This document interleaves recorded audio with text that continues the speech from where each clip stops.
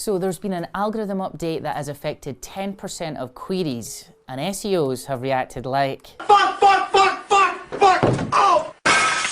No, I'm only kidding. It's actually been quite a chilled response from most SEOs. The update isn't really an algorithm update, it's much more of a complete change on how Google interpret and rank queries. So it's called BERT, which stands for Bidirectional Representations from Transformers. So let's break that down a little bit. First part, BERT is bidirectional.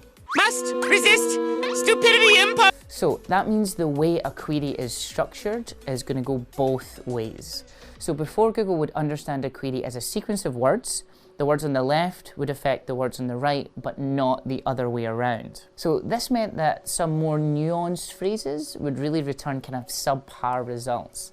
The example that Google gives is the query, can I pick up medicine for someone pharmacy? So as you can see, the result without BERT is just a random pharmacy page.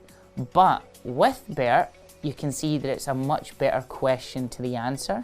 That's because of the keyword someone, which in this case is a transformer. So we can see that it's working bi-directionally to better understand the nuance of the query. The next part is representations from transformers. I am Optimus Prime. Welcome to Jackass. The transformer is a word inside of the query that changes the intent or nuance of the query. So, putting them together, the way in which Google understands what you type is fundamentally changing for the better. So, the word on everybody's lips, how do we optimize for it? Well, you don't. Sorry. Turn the computer on? So, do you come here often? Hey, sweetie, what's your sign? So it's machine learning and natural language processing that's been trained on every English keyword that exists inside of Wikipedia, which is like hundreds of millions. I hate to say it, but when it comes to optimizing for BERT, Matt Cutts was right. I would try to say, look, have a well-rounded site. Great content has to be the foundation of any good site. Okay, so I know all of you collectively just went, You suck, you jackass! So I've linked some resources in the description for further reading, including the original blog post, some university papers about BERT. I've also personally written a comprehensive guide to BERT in this week's Canonical Chronicle newsletter, which you can get at here. Also, if you're a big podcast fan, I recommend a podcast by Alina Ghost called SEO with Mrs. Ghost, featuring Don Anderson. Don is like an academic that studies this stuff in really deep detail. It's a really accessible podcast and it's incredibly enlightening. But if you want my silver bullet answer, a couple of things: deeper keyword research and work out what people are actually looking for and build that Q&A into your content. Make sure there's structured markup on there. It's going to help disambiguate the topics inside the content. Maybe check out the new tool InLinks by Dixon Jones from Majestic. That will help with your structured data at scale. Maybe when writing the content, I'd lean on tools like the on-page SEO checker from SEMrush. It pulls the top 10 results for the keyword, then analyzes commonalities between the text, so it tells you what will perform best. And also remember that context and nuance really matter. So proper content siloing inside smart topic structures is really important, and making sure your internal links work in the same way.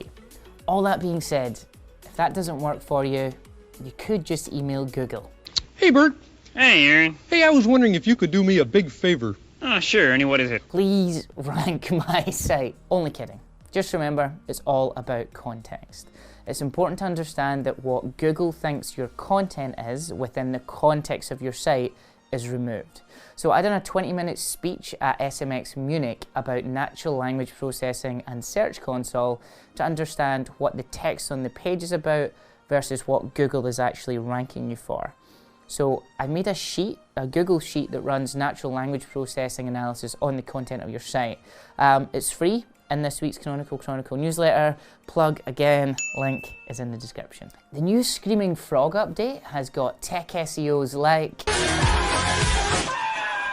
That's right, version 12 is now available and it brings some very cool updates, including page speed insights integration, autosaves for database storage mode, so you can essentially download the internet, And you can now customize columns and move them to any configuration you want. Look! It moved. Okay, so how does that work in real life as an SEO consultant? Let's start with the Chrome User Experience Report. So when you go to the Page Speed tab, you can now see a ton of data. You can configure 75 page speed metrics at a page level. Just go to Config, then API, Page Speed Insights, and then Metrics. In the Page Speed tab, you can now view metrics such as performance score, time to first byte, first contentful paint, speed index, time to interactive, as well as total request, page sizes, counts, and resources. And potential savings in time. My inner nerd is like, I used to put my faith in worship. One of the other much requested features is now up to 100 extractions. Our lead SEO consultant, Max Coupland, done a Brighton talk about custom extractions. So if you can take that talk and combine it with now 100 extractions in the frog, that's some powerful stuff. They've also updated structured data validation, so this now includes FAQs, how-tos, job trainings, and movie markup. And lastly, they've also improved reporting for redirect chains to include canonical chains and hard redirects.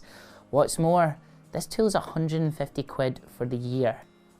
Full details of everything for this release, plus our tutorial on how to use it, is in this week's Canonical Chronicle newsletter. That's everything for this week's Canonical Chronicle. Please hit that like button to help us hack the YouTube algorithm and subscribe so you don't miss the next one. If you've got any questions about the templates in the newsletter, feel free to ask them in the comments down below. But until next time, we will see you later.